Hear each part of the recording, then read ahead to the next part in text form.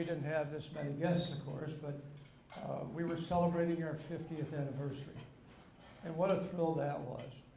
What was interesting, though, the table next to us was also celebrating their 50th anniversary. And it came to pass that we heard the bridegroom of 50 years talking to his wife off and on across the table. And he would say, "Sweetheart, would you pass the bread? Darling, I could use some more water if you could help me. Honey, I'm really pleased we're here together tonight," and so on. Wasn't too long after that, went upstairs to the convenience room, and he was up there. I said, "Boy, are you a nice guy. The ladies at my table are so impressed with the way you talk to your wife. You call her sweetheart, you call her darling, you call her honey." And he looked around, and he looked this way, looked that way, made sure there was nobody else in the room. He said, "I gotta be honest with you. I call her sweetheart, I call her honey, I call her darling, because I can't remember her name." So names are so important in our business, and it happens that way. I have a darling, a sweetheart, and a honey, and I can remember her name. Her name is Gail Ann, my lovely wife of 50 years. Gail, you know, Gail and I were in the 4th of July party in a convertible. And Gail said, "Well, what do I do?" I said, "Well, you have to wave to people." She said, "Well, how do I wave to people?"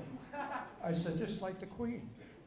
You're the Queen Mayor, and the Queen of England does that. You can do that." So she's learned how to wave to people, and she's done a great job. Gail, stand up.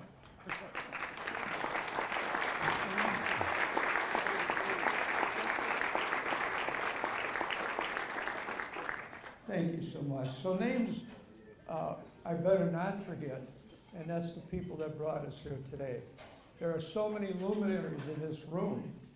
We'd be here till midnight if we named them all. But I think it's important that I give some credit, a lot of credit really, to the people that helped me run the city of Prospect Heights. Bill Balling, our interim city administrator. If you would stand up and remain standing so we don't go through rounds of applause. And if you would hold your applause, I'd appreciate it. Steve Skeever, Building and Zoning. Steve. Thank you. Deputy Chief Al Steffen. City Councilman Alderman Pat Ludwigson and City Clerk Stacy Adamson could not be with us today. Luis Mendez and Bree Higgins, our other two aldermen, are working, and it's sad to report that they will not be on the April ballot. They have decided, Luis Mendez, for example, has decided to retire in the next year, and he's been on councils for at least 8 or longer years. Bree Higgins, who will be retired, will also be not running. She will ride off into the sunset to seek new adventures. Also a long-time alderman. However, we do have with us Alderman Scott Williamson and Alderman John Styler. Stand up, John. Thank you.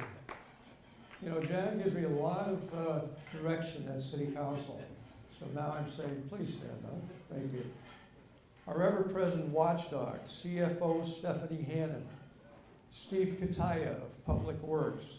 Treasurer Rich Tibbetts is here along with our cameraman, Pat Colvin. City office staff, Anthony Kalina and Karen Schulteis, who keep things rolling at City Hall. Now you can applaud.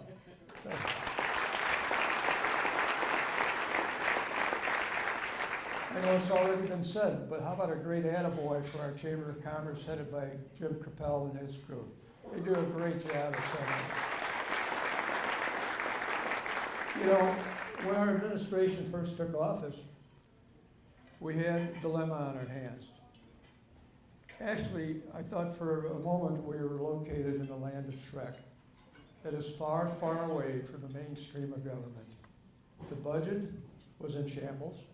Now we have a balanced budget with unallocated reserve funds. There were potholes on every street and every road throughout our city. Now there are none.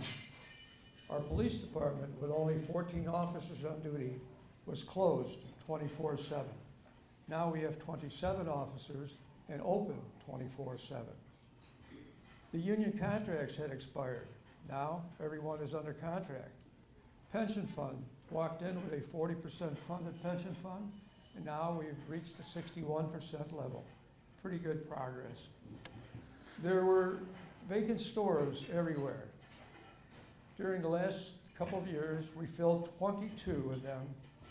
Our biggest operation, of course, is Ultra Foods, 87,000 square feet, went into a vacant Dominick's and an Omni, vacant for 12 years. We also had the Home Bar open up, and between those two, they accounted for about 110,000 square feet of space occupancy. But the little guys really make our city, the family-type people that we like to go shop with, at. Dance and all that jazz, Clear Candle, 2 new sit-down pizza places, the Village Bike Shop on Rand Road, 2 new bank locations, and many others throughout the city occupy storefronts that are no longer dark. Almost 350 new jobs were created. What a great microcosm for this United States of America. Our population is 16,250 people. Creating 300 and more jobs has been quite an accomplishment and very positive. You know, then something else happened on the way to the forum. Levy 37 was completed. The Wheeling Park District provided a 50 million gallon detention area, 50 million gallons of water. Can you imagine taking 1 gallon at a time and filling that thing? It would take you a while. You know, this facility will help eliminate much of our flooding, but it probably won't eliminate everything because our 100-year floods occur every 2 years. So that's a problem, but it will be a great improvement over what we've had. And also Mount Prospect was very instrumental in helping all of us get this done. I look at our building and zoning operation with Steve Skiber. They inspect 1,500 apartments every single year. Not 10%, not 20%, but all of them. They do a great job. We're now building 13 new homes in Prospect Heights, with more to come. Public Works Building Addition is underway. Thanks in part to State Representative Dave Harris. David is a retired general, and he really does well down in Springfield. But one thing I want to tell you, he brought a $100,000 check just 2 weeks ago to help us build the addition for our Public Works. Dean, I'm not going to give you his phone number. I don't want you to call him. He does really well.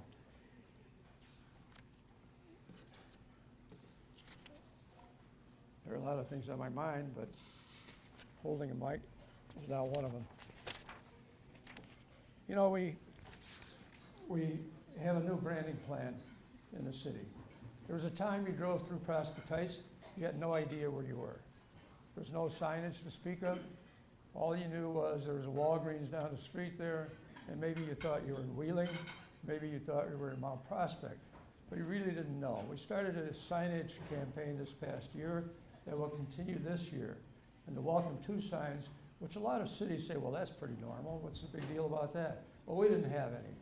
So the Welcome To signs will be up, the monument signs will be up, and things will improve, and people will actually know they're in the city of Prospect Heights. We have a 2,000 square foot addition to our OTB at Players Pub, and video gaming came to stay. This pace will continue. We just recently sold 2.5 acres near Wolf and Palatine for $1.5 million. You know, how do you deal with that? It wasn't a sucker that bought it. It was somebody that had a big business and wanted to locate near the airport, and it wanted to locate in Prospect Heights. But let's focus on what's more in the works. Our city comprehensive plan was completed at the end of last year for $100,000 as a grant. It didn't cost us a dime, and that was a good deal.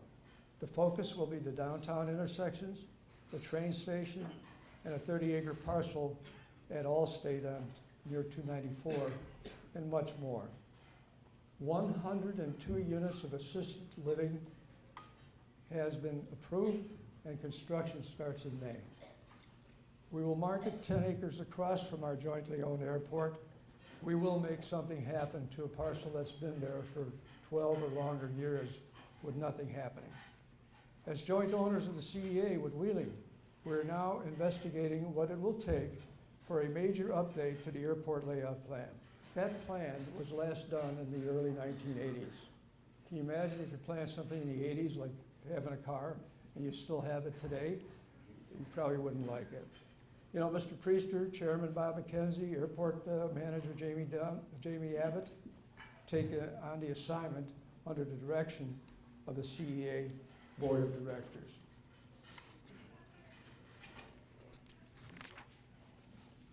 I only have 80 pages to go, so be patient.